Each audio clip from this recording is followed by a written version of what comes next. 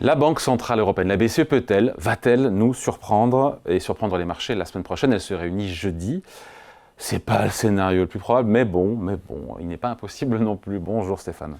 Bonjour David. Stéphane Déo, gérant de portefeuille senior chez Eleva Capital. Pour l'instant, les marchés estiment seulement à 20% qu'une baisse de taux se fasse avec 50 points de base, jeudi prochain. Il y a quand même donc une petite chance, qu'elle aille plus que les 25 points de base qui, a priori, sont dans les cours. Enfin, dans les tuyaux, plus que dans les cours d'ailleurs. Oui, enfin, je pense que les 25 points de base sont, il ne faut jamais dire certains, mais c'est quasiment sûr. Par contre, je vais vous raconter une histoire. Sur la dernière réunion de la BCE, ce qui est très intéressant, c'est qu'ils ont baissé de 25 points de base.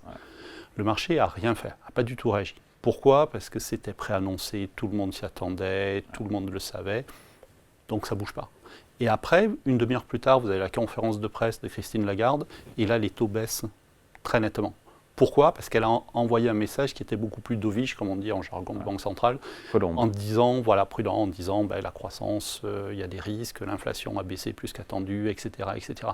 Donc la surprise, pour moi, elle ne va pas être sur la décision de taux. 25 points de base a priori. Oui, tout le monde s'y attend, donc ça ne devrait pas bouger. Mais il va vraiment falloir écouter ce qu'elle nous dit après, et je ne serais pas surpris qu'on ait une répétition de ce qui s'est passé fin octobre, c'est-à-dire un discours beaucoup plus mais l'idée, Stéphane, d'une baisse de 50 points de base jeudi prochain de la BCE, il paraît que ça fait son chemin, son petit moment de chemin chez certains gouverneurs de la banque de la BCE, notamment le gouverneur de la Banque de France, François Gallo, qui a préconisé de garder l'esprit ouvert sur cette question. On se dit quoi que ça devrait discuter au Conseil des gouverneurs et que, même si on se doute que côté allemand, ça va pas couiner, mais ça va tiquer, quoi. Alors on sait que ça discute et que ça discute beaucoup parce que vous avez Nagel qui est de la Bundesbank ou Schnabel qui est l'allemande au board qui explique qu'il ne faut pas baisser les taux trop, qu'il faut aller au taux neutre mais pas en delà. Chacun dans son rôle. Voilà, alors que Villeroy de Gallo est beaucoup plus. Donc on sait qu'il y a des discussions et qu'ils ne sont pas tous exactement d'accord. C'est la même chose à la Fed d'ailleurs. Il y a un point qu'il faut souligner quand même, c'est que, comme vous le savez, tous les trimestres, la BCE fait des prévisions. Oui. Elle revoit son scénario macro, croissance, inflation. Voilà. Donc la dernière fois, c'était en septembre. C'était des prévisions qui étaient un petit peu optimistes. Entre-temps, les données ont été plutôt faibles. Donc on peut les revoir à la baisse. C'est quasiment certain. Sur l'activité. Et je vous rappelle que sur 2025, les prévisions d'inflation, c'était 2,2. Si on révise à la baisse, on n'est pas loin du 2%. Donc, sur la croissance? Sur la croissance, ils avaient 1,3. Le consensus est à 1,1, ils ne sont pas complètement en dehors des clous. Mais on peut très bien se retrouver avec des prévisions. Double révision à la baisse, croissance, inflation. Voilà. Vous avez une croissance qui est grosso modo au potentiel, voire un petit peu en dessous, et une inflation qui est très très proche, pour ne pas dire identique. Ça libère de l'espace. Voilà. La BCE, et ça pourrait justifier les 50 points de base. Ou au moins, moi je pense que le compromis, c'est on ne fait que 25, mais en contrepartie, on ouvre la voie. On ouvre la voie et on ouvre la porte à d'autres baisses de taux derrière. De 25 ? D'autres 25, oui. Elle ne passera jamais le pas, même si certains sur les marchés semblent y croire. La marche de baisse de 50 points de base, ça n'arrivera pas pour la BCE, même si, encore une fois, la situation est quand même compliquée en zone euro. Oui. Ça se passe en France, en Allemagne. Il faut jamais dire jamais. Je pense que le marché price, effectivement, à peu près 20%. Il y a une prime de risque, donc c'est probablement un petit peu moins. Donc ça fait une chance sur 5 ou 6 qui fasse 50. Je pense pas qu'il fasse ça. Je pense une fois de plus. Parce qu'il n'y a pas d'urgence? Parce que s'ils nous disent 25 BP et on en fait d'autres derrière, c'est équivalent pour moi. Donc je pense qu'ils préféreront faire ça.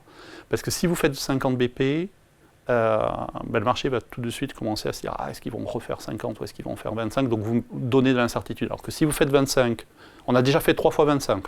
On a fait comme les Américains, mais en 3 fois. Voilà. Si vous refaites 25 en disant on va continuer, le marché se cale sur 25 à chaque fois, et donc vous donnez de la visibilité, de la certitude.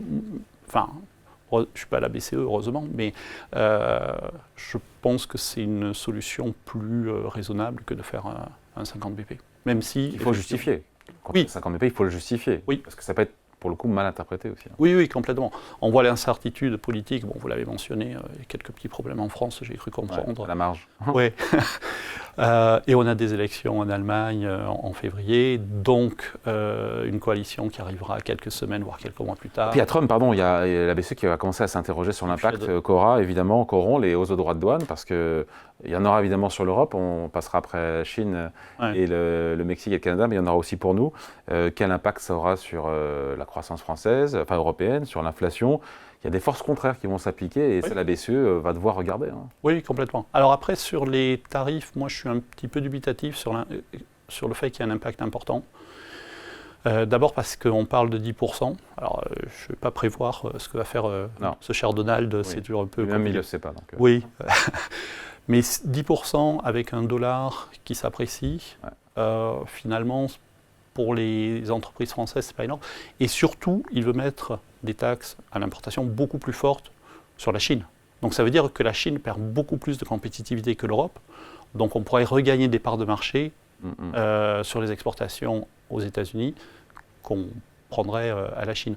Donc quand vous mettez tout ça, tous les effets d'éviction, etc., si c'est vraiment 10%, je pense que c'est à la marge, ça enlève 0,1, 0,2 grand maximum sur le PIB. C'est pas... Il y a plein d'économistes qui disent quand même que la BCE pourrait faire plus, encore une fois, parce que l'activité est super à taux dans la zone euro, parce que l'inflation globalement est sous contrôle, parce que les Américains croissent beaucoup plus vite que nous. Et en même temps, je crois que c'était Isabelle Schnabel, qui est au directeur de la BCE, qui disait que même si on baisse les taux, ça ne règle pas les problèmes structurels des pays en Europe. Exactement. Et voilà, où j'ai du mal à trancher pour le coup. Et Nagel a dit exactement. Donc Nagel, c'est l'autre allemand du board, le gouverneur de la Banque centrale allemande, qui a dit exactement la même chose. Alors je ne sais plus si c'est ce matin ou hier soir, mais qui a dit, écoutez, on a des problèmes structurels, c'est plus une question de changement de l'économie, de relance budgétaire. C'est pas en baissant les taux qu'on fera...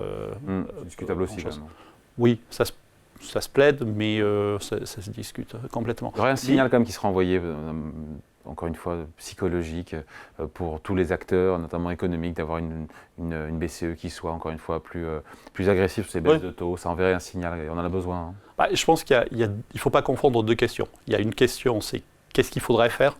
Et là, vous n'aurez pas trop de mal à me convaincre que 50 BP, ce n'est pas complètement idiot, voire c'est même la bonne solution. Mais l'autre question, c'est qu'est-ce qu'ils vont faire ? Et c'est deux choses différentes. Et une fois de plus, vous l'avez dit, Schnabel, Nagel, etc., ils ne sont pas les seuls au board à penser qu'effectivement 50 c'est trop. Et donc je ne serais pas étonné qu'ils convergent sur un compromis avec... La politique des petits pas, c'est ça la BCE. Oui, exactement. Mais une fois de plus, vous voyez, il y a une question, c'est qu'est-ce qu'on pense qu'ils vont faire et qu'est-ce qu'on pense qu'ils devraient faire. Après, s'ils font 50 points de base maintenant, et puis dans 3 mois, ils font 50 ou s'ils font 25 tous les 6 semaines, 8 semaines, après, ça revient à peu près au même aussi. C'est le point d'atterrissage. Le point d'atterrissage aussi, il y a débat sur le point d'atterrissage. Où seront les taux directeurs de la BCE mi-2025 ou même fin 2025 ? Oui. Où est le taux neutre qui ni ne soutient, ni ne pénalise l'activité ? C'est plutôt sur ça qu'ils sont en train de se chamailler à l'heure actuelle. Pour être honnête, je trouve que ce débat est complètement prématuré et pas très intéressant parce que personne ne sait où est le taux neutre, d'abord. Et 2 et 3. Voilà. Ouais, non, plutôt 1,5 et 2. Plutôt 2, voire un petit peu plus bas. C'est ce que dit Lane, l'économiste de la BCE. Ouais, si on interroge les Allemands, ils vont dire que c'est plutôt 2,5, 3. Voilà. Et les Allemands vous disent il faut aller au taux neutre. Une fois de plus, les Villeroy de Gallo ou autres disent non, il faudrait aller un petit peu plus bas pour stimuler l'économie. Le taux neutre, c'est le taux qui maintient votre économie au niveau de croissance quand tout va bien et que vous êtes en croissance normale. Mais si on fait les calculs, on est à 3,25 à l'heure actuelle. D'accord ? Donc, imaginez qu'on ait raison que la semaine prochaine, on baisse à 3. Il faut 2-3 baisses de taux de plus. Donc ça nous repousse fin juin pour la décision de est-ce qu'on continue ou pas. Entre-temps, il y a les problèmes politiques français, il y a les élections allemandes, il y a l'administration Trump qui arrive au pouvoir, il y a une relance ou pas en Chine, et puis toutes les choses auxquelles on ne pense pas. Donc honnêtement, se chamailler sur 50 points de base après juin, vu d'ici, intellectuellement c'est très intéressant, mais d'un point de vue pratique, si vous me réinvitez, j'espère, en juin on en reparlera, mais Là, ce qui est sûr, c'est que la BCE va prolonger, toutes choses égales par ailleurs, ses baisses de taux, peut-être toutes les réunions ou presque, 25 points de base. Si. Et ça nous mènera à 2 et quelques, à 2... Je pense que la baisse, à 2,25, la baisse de la semaine prochaine, il n'y a pas photo. On est à 3. On est à 3 sur le taux de dépôt. Et il y a combien de BCE, de réunions BCE d'ici à juin? Il y en a quoi, 3, 4? 4. Vous avez 2 par trimestre. C'est toutes les 6 semaines. Okay. Donc il y a au moins même les 3 suivantes, c'est-à-dire premier trimestre. On est à 2,25. Et là, on peut quand même commencer à se poser la question de est-ce qu'on arrête ou pas. Alors moi, j'arrêterai pas, je continuerai, mais bon. On en reparlera. Et donc, je pense que la question devient vraiment pertinente à partir du mois de juin. Allez, merci beaucoup. Explication. Merci. Stéphane Déo, gérant de portefeuille senior chez Eleva Capital. Merci Stéphane.